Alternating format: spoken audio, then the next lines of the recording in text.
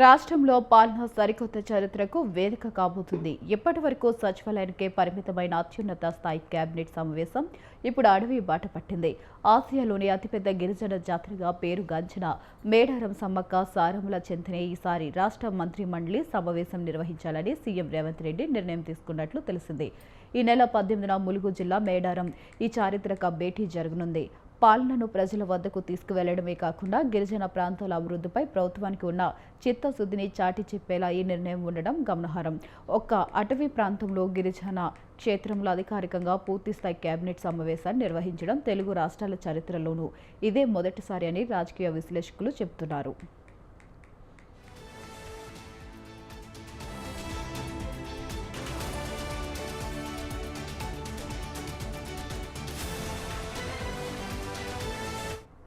త్వరలో జరగనున్న మేడారం మహాజాతరకు లక్షలాదిగా తరలివచ్చే భక్తుల సౌకర్యార్థం ప్రభుత్వం ఇప్పటికే భారీ ఏర్పాట్లు చేస్తున్నది.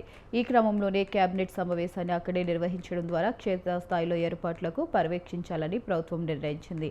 జాతర నిధులు, భద్రత, భక్తుల సౌకర్యాలపై ఈ భేటీలో తుది నిర్ణయం తీసుకోనున్నారు. ఇక వీటితో పాటు రాష్ట్ర ఆర్థిక పరిస్థితి, వివిధ శాఖల్లో అమలవుతున్న 6 గ్యారెంటీలపై చర్చించే అవకాశం ఉంది. ఇదే అంశంపై మరింత సమాచారం మా కరెస్పాండెంట్ ఉషా ఫోన్ ద్వారా అందిస్తారు. ఉషా, చెప్పండి. వైశాలి, కేబినెట్ సమావేశం ఈసారి వినూత్నంగా మేడారం వేదికగా జరగబోతోంది. రాష్ట్రంలో పాలన సరికొత్తగా తీర్చిదిద్దేందుకు చరిత్రగా వేదిక కాబోతోంది మేడారం ప్లాట్ఫామ్. ఇప్పటి వరకు సచివాలయానికే పరిమితమైనటువంటి అత్యున్నత స్థాయి కేబినెట్ సమావేశం ఇప్పుడు అడవి బాట పట్టింది. ఆసియాలోనే అతిపెద్ద గిరిజన జాతరగా పేరుగాంచినటువంటి మేడారం సమ్మక్క సారలమ్మ చెంతనే ఈసారి రాష్ట్ర మంత్రి మండలి సమావేశం నిర్వహించాలని సీఎం రేవంత్ రెడ్డి నిర్ణయం తీసుకున్నట్టు తెలిసింది. ఈ నెల 18న ములుగు జిల్లా మేడారంలో ఈ చారిత్రాత్మక భేటీ జరగనుంది. పాలనను ప్రజల వద్దకు తీసుకెళ్లడమే కాకుండా గిరిజన ప్రాంతాల అభివృద్ధిపై ప్రభుత్వానికి ఉన్న చిత్తశుద్ధిని చాటి చెప్పేలా ఈ నిర్ణయం ఉండడం గమనార్హం. ఒక అటవీ ప్రాంతంలో గిరిజన క్షేత్రంలో అధికారికంగా పూర్తి స్థాయి కేబినెట్ సమావేశాన్ని నిర్వహించడం తెలుగు రాష్ట్రాల చరిత్రలోనే ఇదే మొట్టమొదటిది అనేసి చెప్పుకోవాలి. రాజకీయ విశ్లేషకులు కూడా ఈ విషయాన్ని గురించి చెప్తున్నారు. త్వరలో జరగనున్నటువంటి మేడారం మహాజాతరకు లక్షలాది ప్రజలు తరలి వచ్చే అవకాశం ఉంది. భక్తుల సౌకర్యం ప్రభుత్వం ఇప్పటికే భారీ ఏర్పాట్లు చేసింది. ఈ క్రమంలోనే కేబినెట్ సమావేశాన్ని అక్కడే నిర్వహించడం ద్వారా క్షేత్రస్థాయిలో ఏర్పాట్లను పర్యవేక్షించాలని ప్రభుత్వం నిర్ణయించింది. జాతర నిధులు, భద్రత, భక్తుల సౌకర్యాలపై ఈ భేటీలో తుది నిర్ణయం తీసుకోనున్నారు.